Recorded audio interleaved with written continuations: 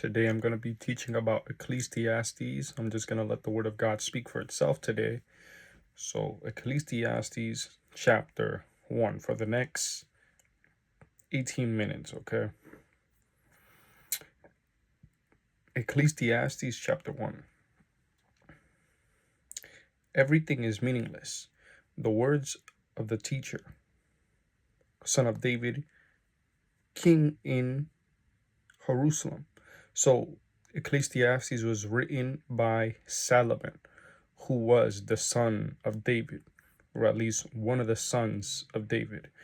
So, the words of the teacher, son of David, king in Jerusalem, meaningless, says the teacher, utterly meaningless.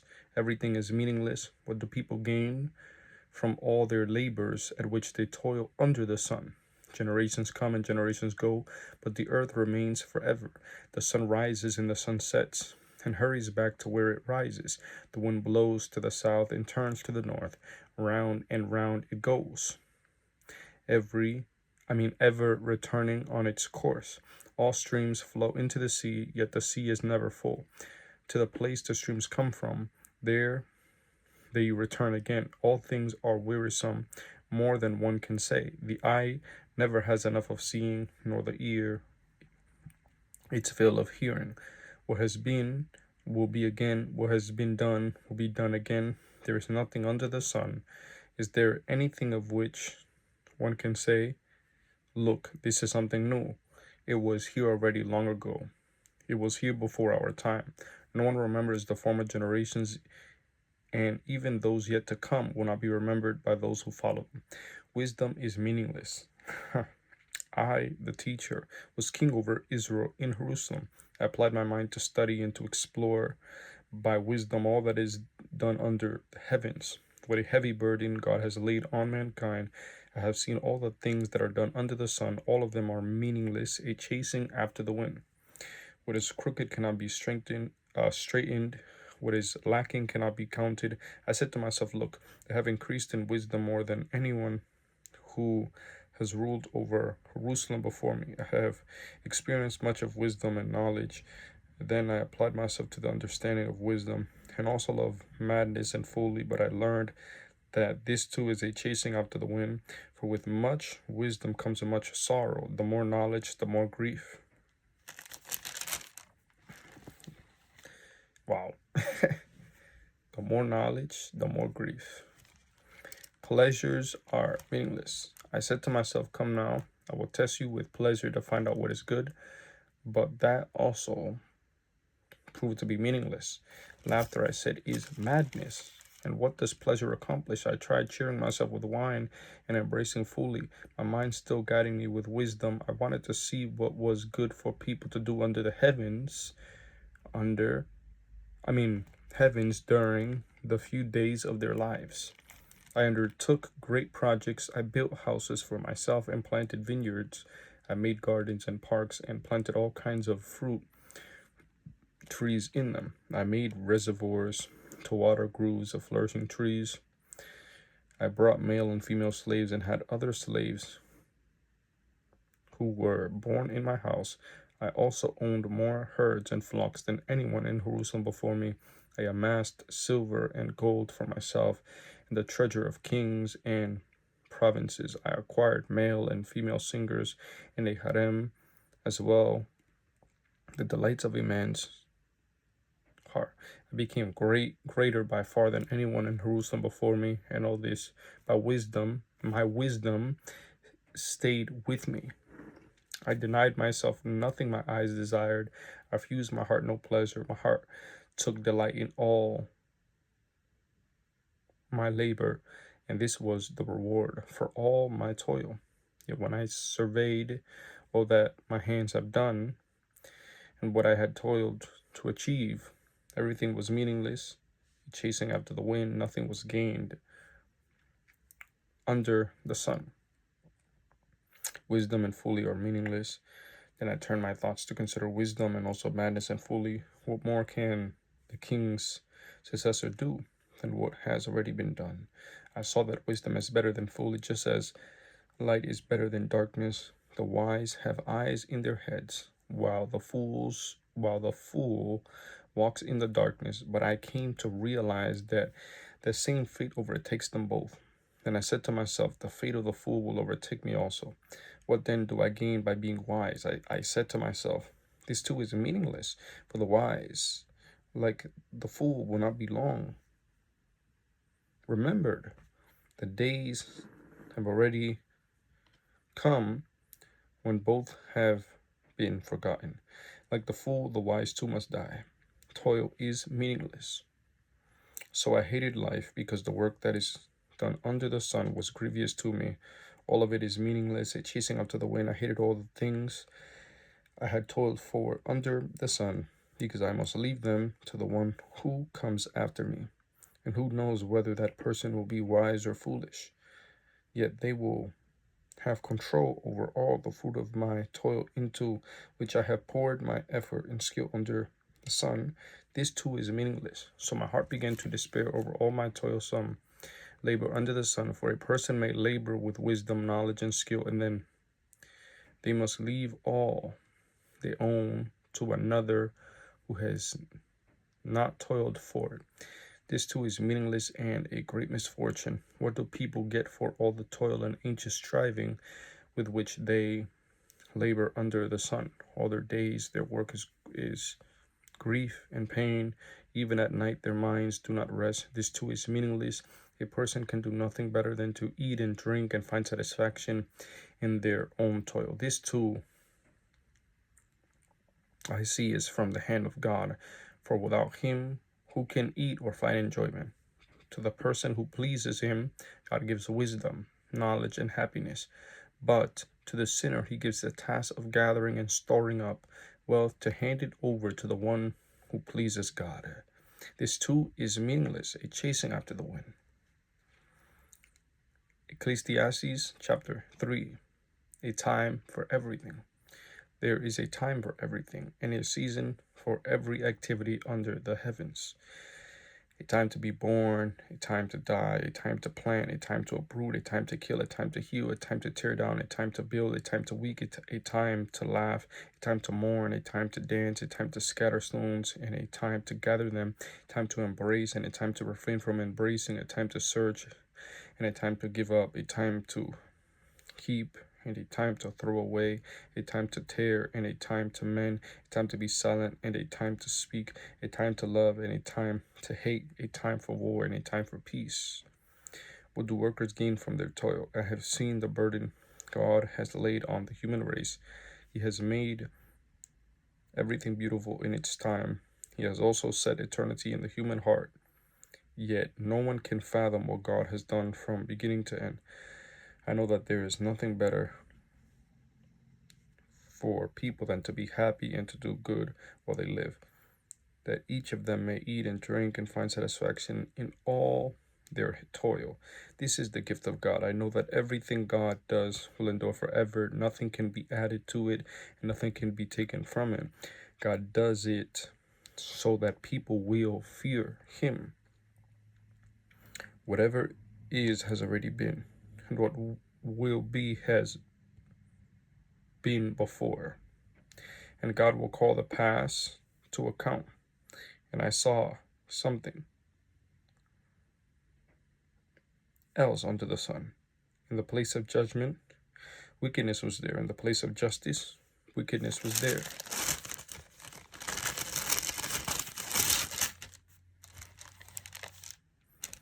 I said to myself, God will bring into judgment both the righteous and the wicked, for there will be a time for every activity, a time to judge every deed. I also said to myself, as for humans, God tests them so that they may see that they are like the animals. Surely the fate of human beings is like that of the animals. The same fate awaits them both. As one dies, so dies the other. All have the same breath. Humans have no advantage over animals. Everything is meaningless. All go to the same place. All come from dust, and to dust all return. Who knows if human spirit rises upward, and if the spirit of the animal goes down into the earth? So I saw that there is nothing better for a person than to enjoy their work because that is their lot. For who can bring them to see what will happen after them? Ecclesiastes chapter 4. Oppression, toil, and friendliness. Again I looked, and I saw all the oppression that was taking place under the sun. I saw the tears of the oppressed, and they have no comforter. Power was on the side of their oppressors, and they have no comforter. And I declared that the dead who had already died are happier than the living who are still alive, but better than both. Is the one who has never been born. I'm sorry, I didn't read that again. But better than both is the one who has never been born, who has not seen the evil that is done under the sun. And I saw that all toil and all achievements spring from one person's envy of another. This too is meaningless, a chasing after the wind. Fools fold their hands and ruin themselves. Better one handful with tranquility than two handfuls with toil and chasing after the wind. Again, I saw something meaningless under the sun. There was a man all alone. He had neither son nor brother. There was no end to his toil. Yet his eyes were not content with his wealth.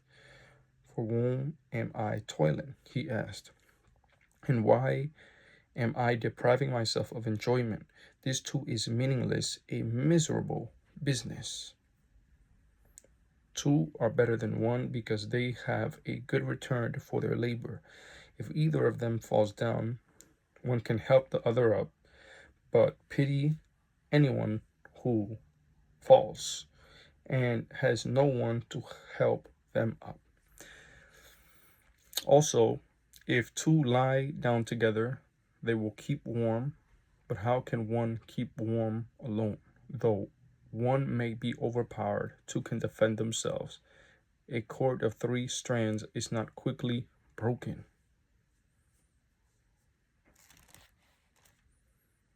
Advancement is meaningless. Actually, I want to read it, verse 12 again. Though one may be overpowered, two can defend themselves. A cord of 3 strands. Many people, they think that this is symbolic of marriage.